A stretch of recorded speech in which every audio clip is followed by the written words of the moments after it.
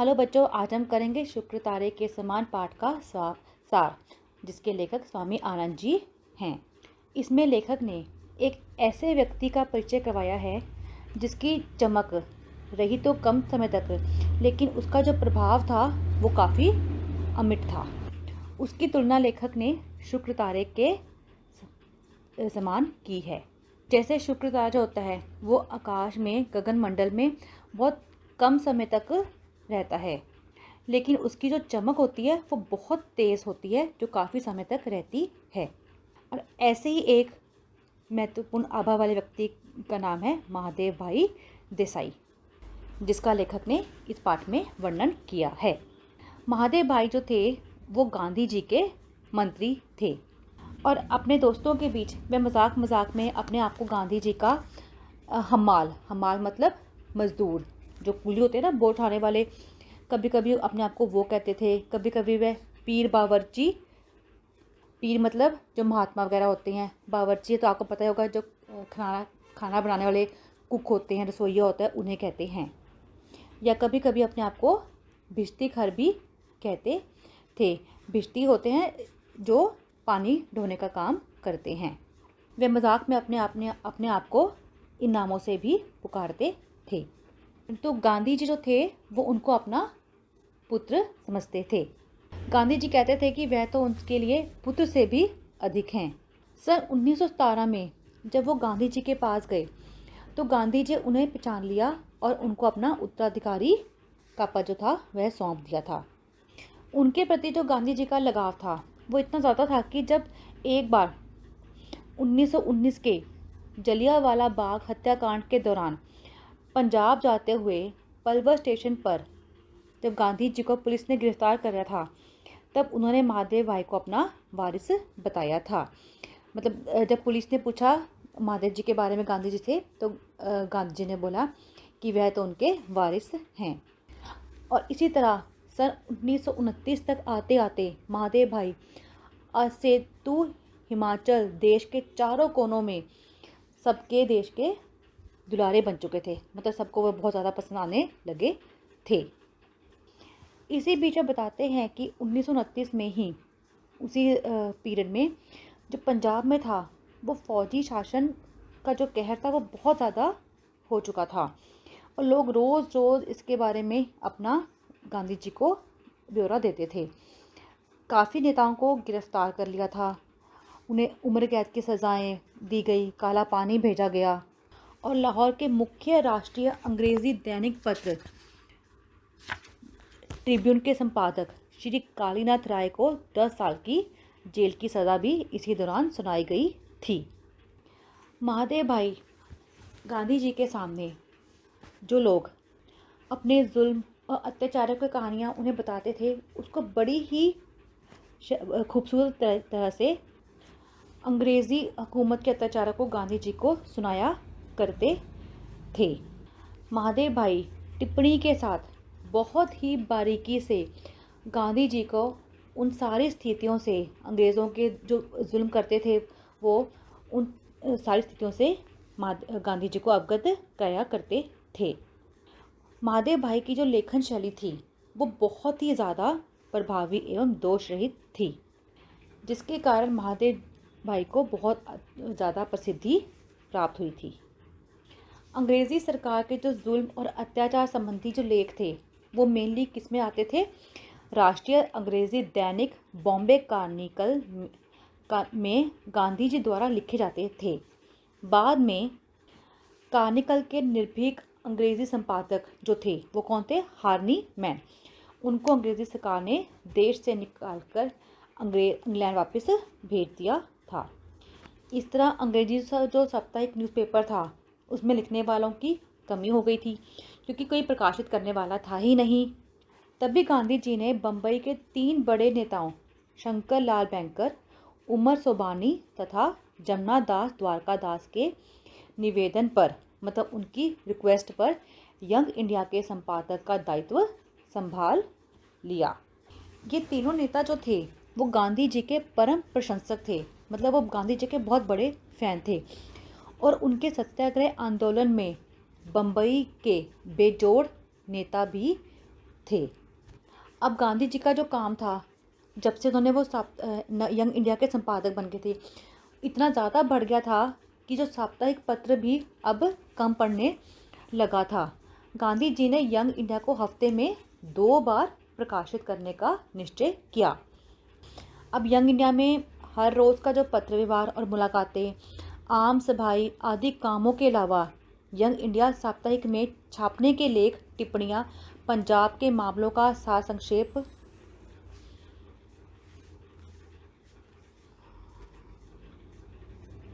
और गांधी जी के लेख, ये सारी सामग्री अब हफ्ते में 3 दिन हम 3 दिन में तैयार करते थे।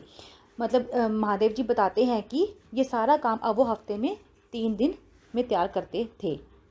अब यंग इंडिया के बाद नवजीवन नामक समाचार पत्र भी गांधी द्वारा संचालित होने लगा था। अब जो समाचार पत्र में लेख और टिप्पणियाँ थी, वो सारा काम कौन देखते थे? महादेव भाई। महादेव भाई इन लेखन में, इन न्यूज़पेपर, इन पत्रों में लेखन के अतिरिक्त मतलब लिखने के अलावा गांधी जी की जो यात्राएं होती थी, कार्यकलाप होते थे, उन सब का विवरण भी इसमें छापा करते थे। गांधी जी से जुड़ने से पहले जो महादेव भाई थे, वो अंग्रेजी सरकार के अनुवाद विभाग कौन सा होता है, जहाँ पे ट्रांसलेशन होती है, वहाँ पे काम करते थे। और उन्होंने लॉ भी कर रखी थी, मतलब वकालत भी कर रखी थी। इसके अलावा उन्होंने चित्रांगदा कच देवयानी की कथा पर टैगोर द्वारा रचित विदाई का अभिशाप शीर्षक नाटिका, शरद बापू की कहानियाँ आदि का अनुवाद भी किया था। लेकिन गांधी जी के संपर्क में आने के बाद उन्होंने साहित्यिक क्षेत्र में अपना कार्य, जैसे आपने पढ़ा था, महादेव भाई ने वकालत भी कर रखी थी। और जब वह वकालत कर रहे थे तो वहाँ पे एक नरहरि भाई थे जो उनके जिगरी दोस्त थे, मतलब बहुत ज़्यादा अच्छे मित्र थे। दोनों ने इकट्ठे ही वकालत पढ़ी थी। जैसे कि आपको पता है कि वकालत का पेशा क्या होता है, यहाँ पे सच को झूठ और झूठ को सच साबित किया जाता है। लेखक बताते हैं कि महादेव भाई का जो व्यक्तित्व था, मतलब उनकी जो पर्सनैलिटी थी, वो ऐसी थी कि कोई एक बार उनसे मिले तो वो ज़िंदगी भर उनको भूल नहीं पाता था।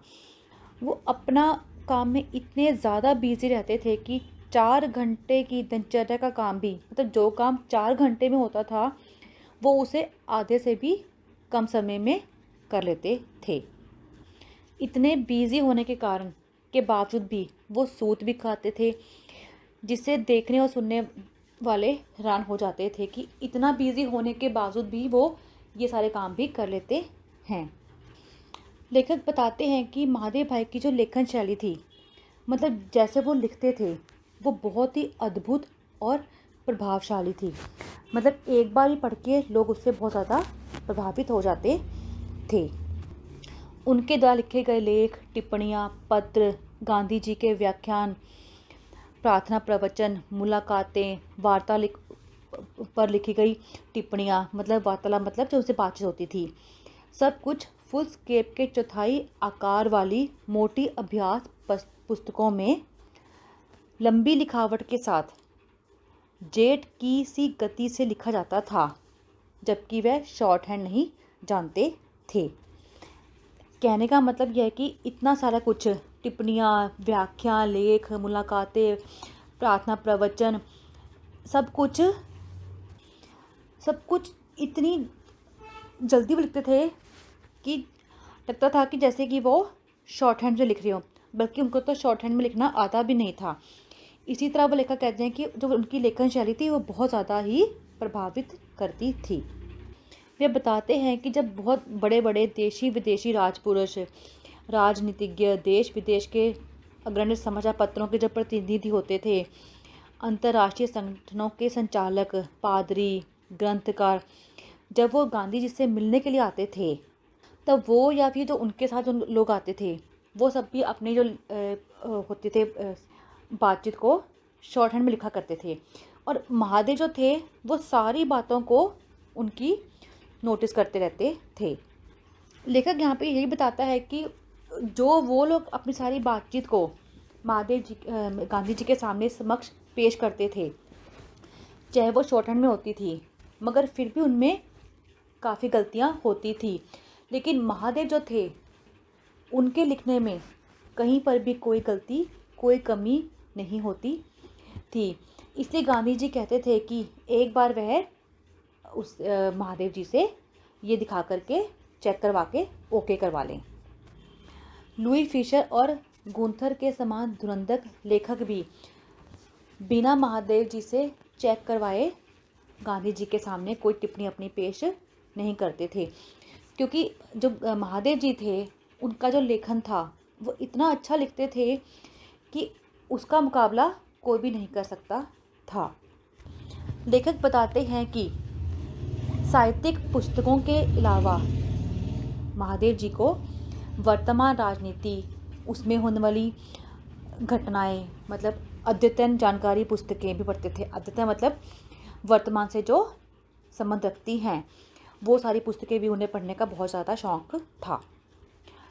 उन्हें इतना नॉलेज था कि देश विदेश की सारी राजनीति की जो खबरें होती हैं, उन्हें उन सबका पूरा नॉलेज था। महादेव जी का पूरा जीवन गांधी जी के साथ इस तरह गुंज चुका था कि हम दोनों की अलग कल्पना कभी सोच भी नहीं सकते थे। उन्हें प्रथम श्रेणी की शिष्ट संस्कार संपन्न भाषा और मनोहारी लेखन शैली की ईश्वरीय देन कहा जाता था। सन 1934 और 35 में गांधी जी वर्धा के महिला आश्रम में और मगनवाड़ी में रहने के बाद अचानक मगनवाड़ी से चलकर सेगांव की सरहद पर एक पेड़ के नीचे जा बैठे और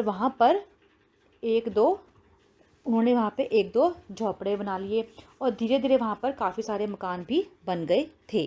तब महादेव भाई, दुर्गा बहन और चिरंजीव नारायण भी उनके साथ वहीं पर रहते थे। वहाँ की असहाय मतलब बहुत तेज़ गर्मी में वो रोज़ सुबह पैदल चलकर सेवाग्राम पहुँचते थे और सारा दिन काम करके वापस वो पैदल ही वापस जाते थे। आने जाने में उनको कितना समय, तकरीबन 11 मील वो पैदल चलते थे। और ये जो उनका सिलसिला था वो काफ़ी लंबे समय तक चलता रहा, जिसके कारण उनकी सेहत पर बहुत ज़्यादा इसका उल्टा प्रभाव पड़ा। उनकी अकाल मतलब जो अपने समय से पहले होती है।